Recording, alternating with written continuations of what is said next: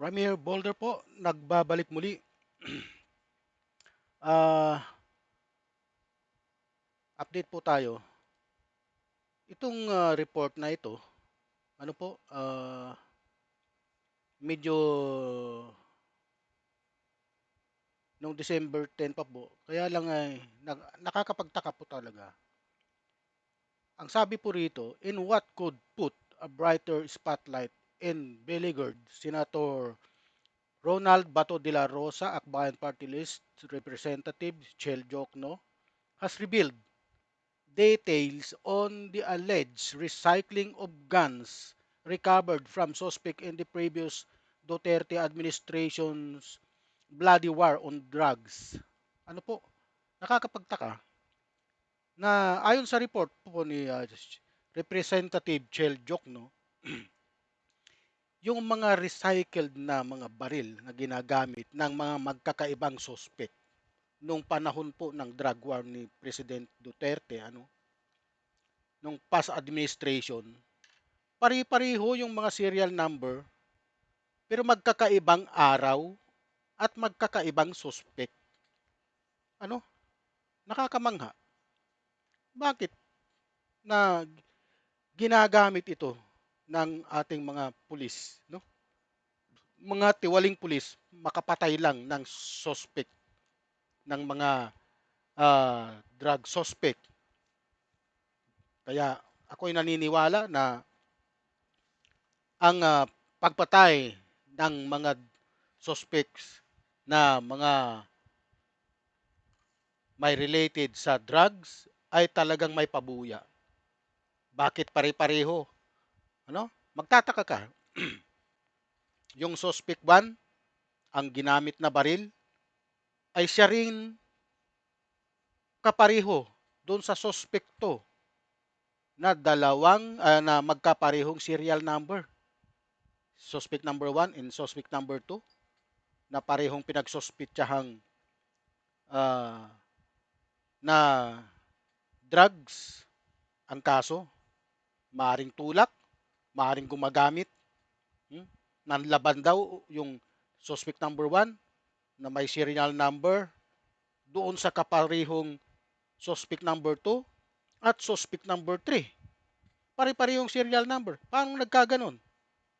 Kagagawan po ng pulis yan. Maniwala po kayo. Ano yun? Tumalon yung baril, pumunta doon sa kabilang suspect, para gamitin ulit yung baril na yon, tapos pinatay. Nung namatay yon, yung serial number ng suspect number 1 napunta sa suspect number 2. Ganon din hanggang sa pang-apat na beses na pare-parehong serial number pero magkakaibang suspect na ginamit. Napakalaking kalukuhan po ito. Ito pa, pakinggan po ninyo yung privilege speech ni Shell Jokno. Representative po ito ng Akbayan Party List. May I request, Speaker, that the slides be shown on the screen? Ayan. Mr. Speaker, good afternoon, Jokno colleagues. flagged recycling As we of recovered commemorate Human guns in Rights drug Day, war as De La I Rosa rise to bring remains to our in people's hiding. attention compelling evidence that raises alarming questions about the so-called war on Ngayon po ako ngayon po ako naniniwala na mga kalukuhan po ang mga pinagagawa talaga nung drug on war on drugs ni dating Pangulong Duterte. Maraming kalukuhan talaga ang nangyari. Biro mo yan,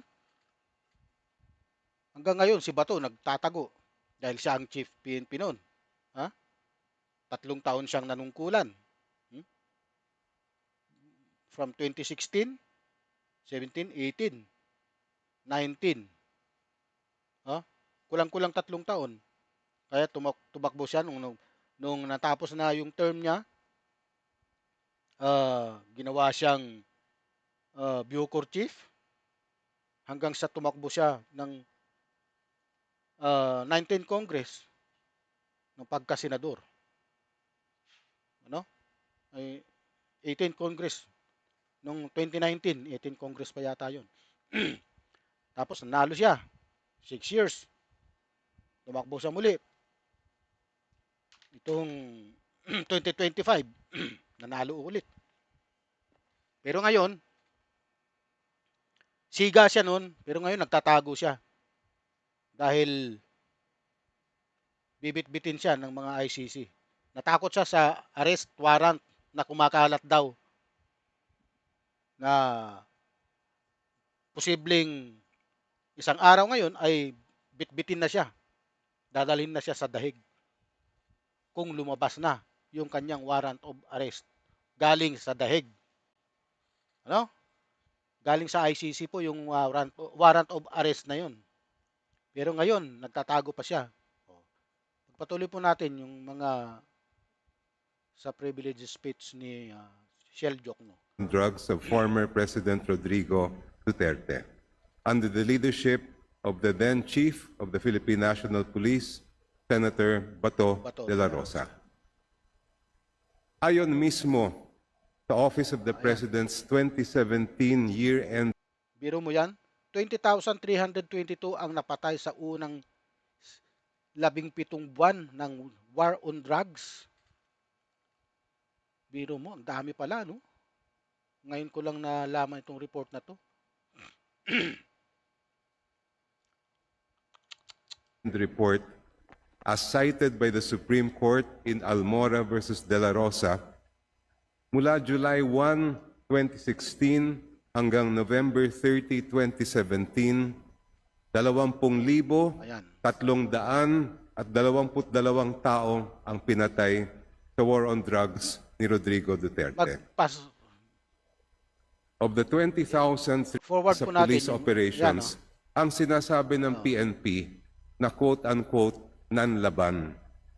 Pero may Nanlaban. hawak po tayong ebidensya na sinumite mismo ng PNP sa Supreme Court na pinapabulaanan ang alegasyon na nanlaban ang mga suspect na pinatay ng pulis sa kanilang mga operasyon.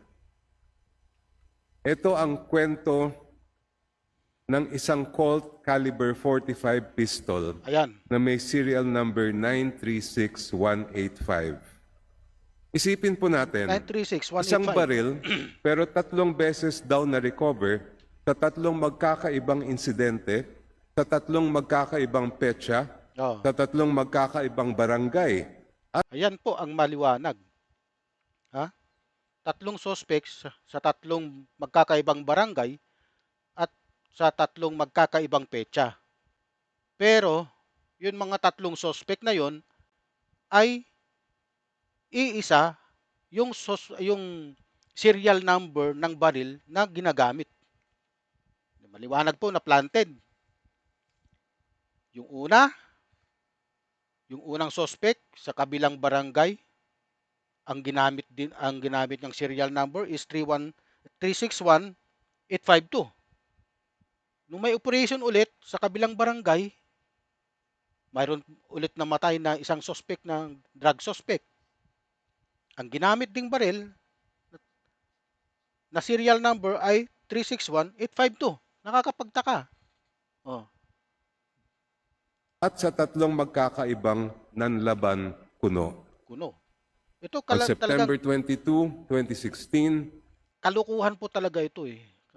Planted po talaga itong mga pare-parehong baril ang ginamit ng magkakaibang suspect sa magkakaibang araw at sa magkakaibang lugar. Kalukuhan. based on official police reports, a buy-bus operation was conducted at Barangay Sauyo, Novaliches, Quezon City Yan po, by yan sa operatives Novaliches. of the Novaliches Police Station or PS4. Oh. Like so many other buy-bus operations conducted during the war on drugs, nanlaban daw ang suspect.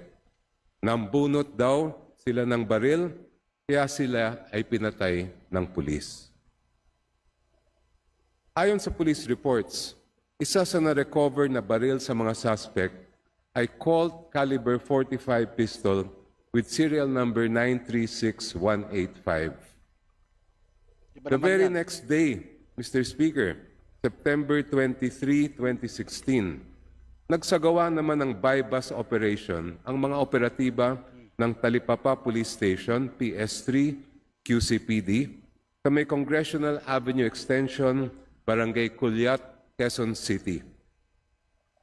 Nanlaban din daw ang dalawang suspect kaya sila ay pinatay ng pulis at may Ayan, magtataka kayo. Parehong serial number na naman ang ginamit. na-recover na Oh, 45 caliber Colt pistol, again with serial number 936185.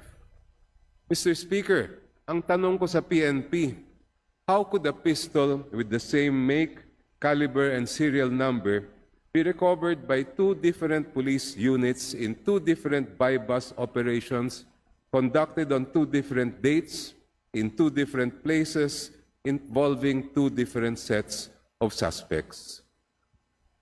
Pero hindi pa po tapos ang kwento ni Colt caliber 45 pistol may dyan. marami pa po On yan. November 30, 2016, 2 months after the buy-bust operations I just discussed, nagkaroon ng isang police operation malapit sa Our Lady of Lourdes Technological Institute sa may barangay Nagkaisang Nayon, Novaliches, Quezon City. Just like the September 22, 2016 operation, ang involved po dito ay mga operatiba ng Novaliches Police Station PS4. Kasong nanlaban din daw. Nanlaban Pero na ang naman. lumaban at pinatay ay isang robbery suspect.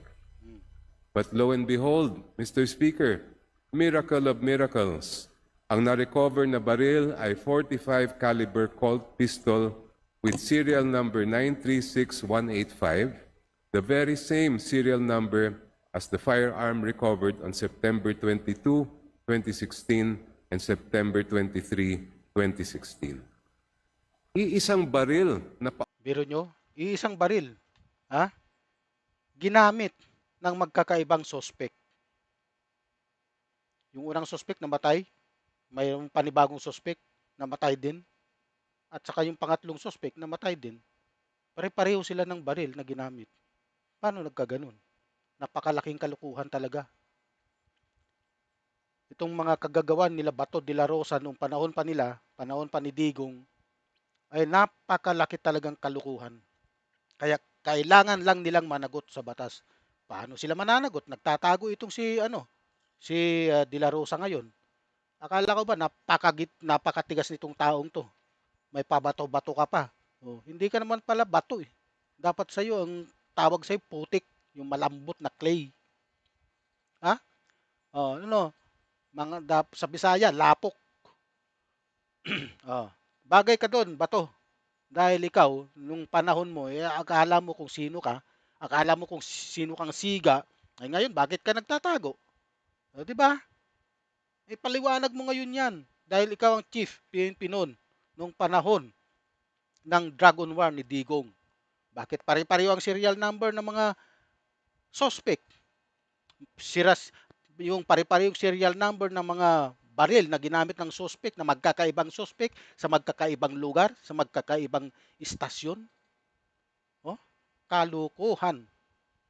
paulit-ulit na na-recover, halos imposibleng mangyari kung Imposible hindi man talaga. katawa-tawa. Pero kung sasabihin ko po sa inyo na hindi lang ito ang baril na paulit-ulit lumalabas sa mga police reports. Ito naman ang kwento ni Colt caliber 45 pistol with serial number 361852. Yan. Noong August 17, 2016 sa isang checkpoint sa Barangay Pinyahan, QC, Alam niyo po kasi, itong drug on war, nag-umpisa talaga yung 2016 pa. Pag-upo ni Digong ng June yata sila umupo noon, 2016. Ayan na, nag-umpisa na. July, August, September, ayan na. Tukhang na. Tinatawag nilang tukhang. Hmm? Lahat ng mga pinaghihinalaang drug suspect dapat sumuko. May sumuko, pero bumalik. Yung mga hindi sumuko, yun ang trinabaho. Yung mga sumuko, may mga sumukong tinuluyan din dahil nga kailangan ng pera ng mga pulis kasi nga may reward money ayon po sa mga report na patunayan na yan sa Quadcom, ano? bawat suspect ng drug suspect na mapapatay mo, mayroon kang pabuya, ha? Abay magkukumahog talaga yung mga pulis na yan na kahit sino na lang, kahit hindi mo drug suspect, sabihin nilang nanlaban, bang, bang, bang, bang. Ito ang masaklap na katotohanan. Kaya ikaw ba to, magpakita ka na, harapin mo, ha? Harapin mo yung kasalanan mo, yung mga consequences ng ginawa mo noon. Na akala mo, daig mo pa yung akala mo talagang siga kang bato. Hindi ka naman pala bato eh. Isa kang putik, ha? By operatives of ANCAR DSOU, may nanlaban at pinatay na 2 suspect. Ayan na At may naman. na-recover, ayon sa pulis, na isang Colt caliber .45 pistol with serial number 361852.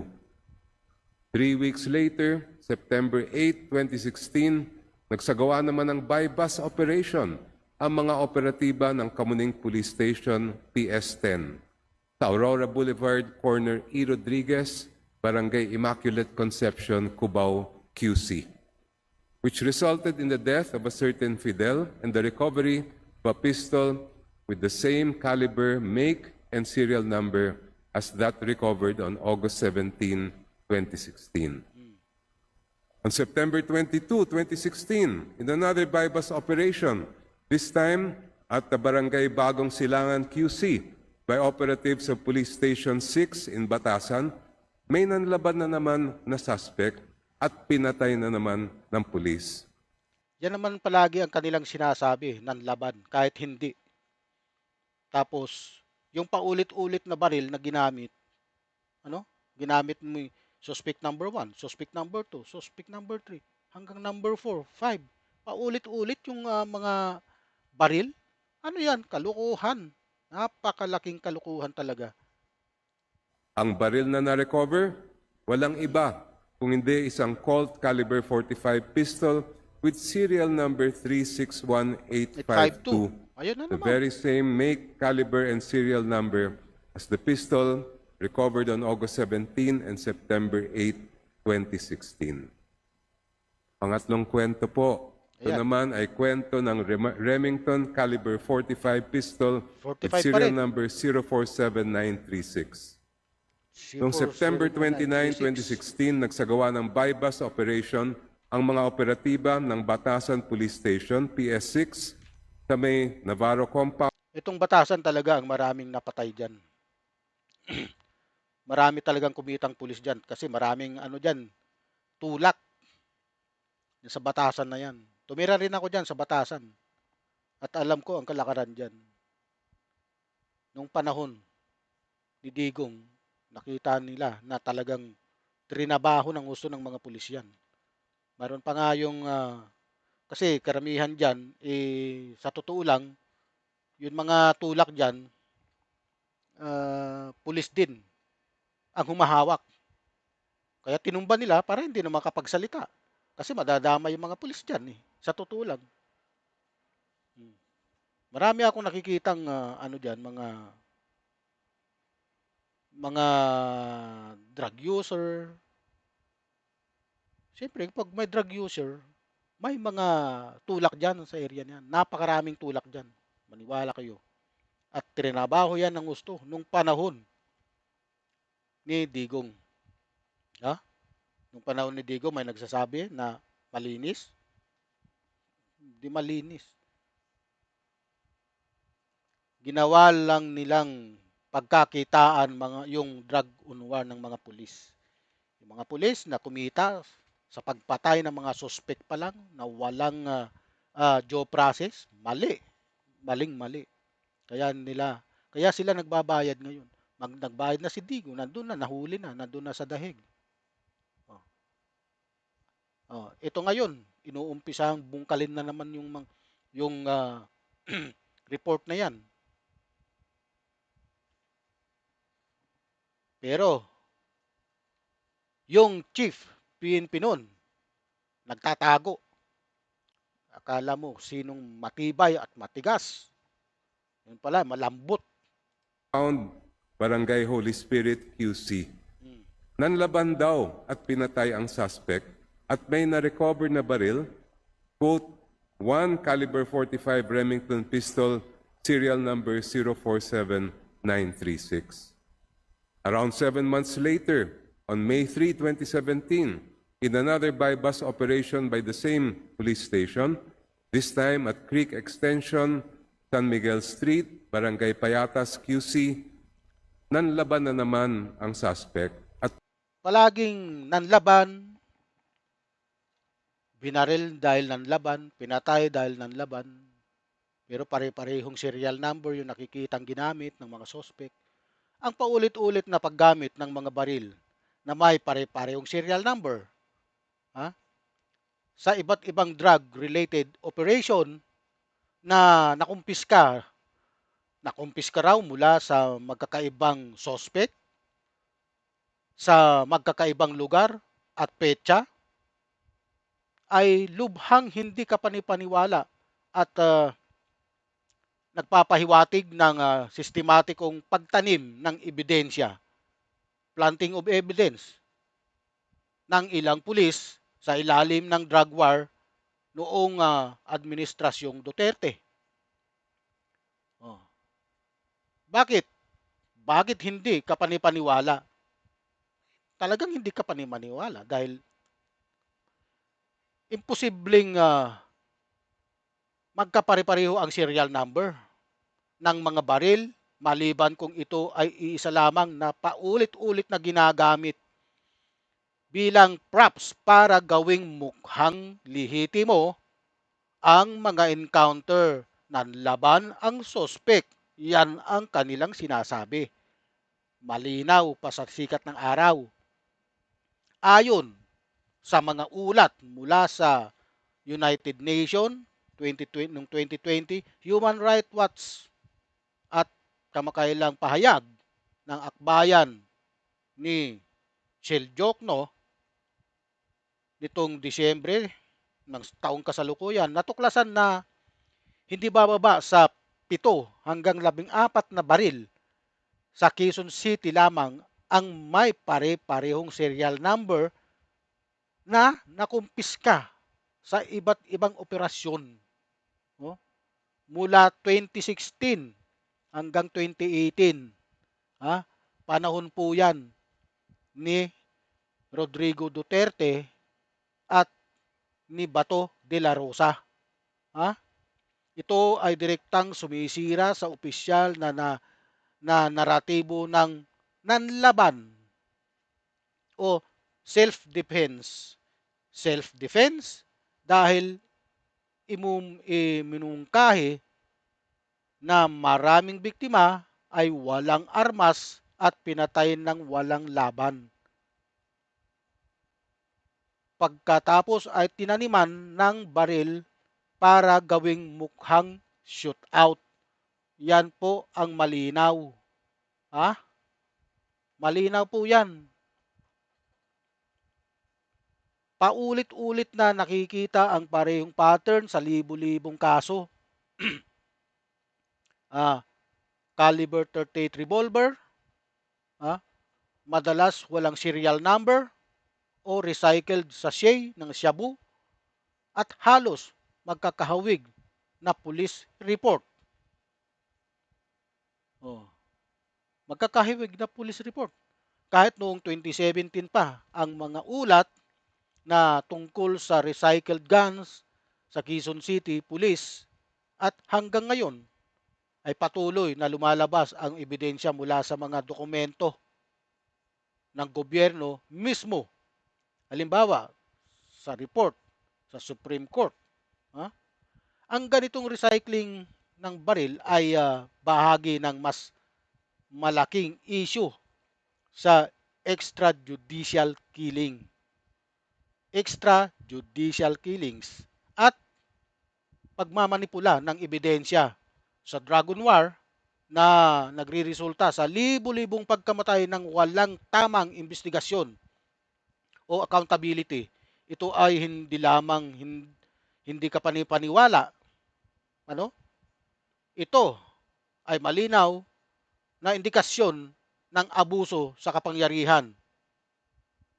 Abuso sa kapangyarihan at pangangailangang magkaroon ng tunay na pananagutan gaya ng ginagawa sa ICC investigation. Ano po? Napakalinaw na marami talagang malakas ang ebidensya laban sa drug on war o crimes against humanity na nakasampa kay dating Pangulong Rodrigo Duterte at isusunod na nga ito na dadamputin ng ICC itong si Bato de la Rosa na akala mo napakatigas, yun pala isang duwag, ano? Isang duwag na dating chief PNP. Oh, kung maghamon ka pa noon, oh, sinasabi mo, sige, Trillanes, nga ka nang, ikaw, sama ka, magpusa sa akin. Yun pag sinasabi mo, Bato. Pero ngayon, asan ka? Nagtatago ka sa saya ng asawa mo? Nagtatago ka sa diyan sa kababayan mo, diyan sa Davao? Ay, pakita mong lalaki ka. Ano? Bato de la Rosa. Bakit ngayon nagtatago ka? Lumabas ka kasi matapang ka eh. Oh, ano na ngayon, Bato? Oh,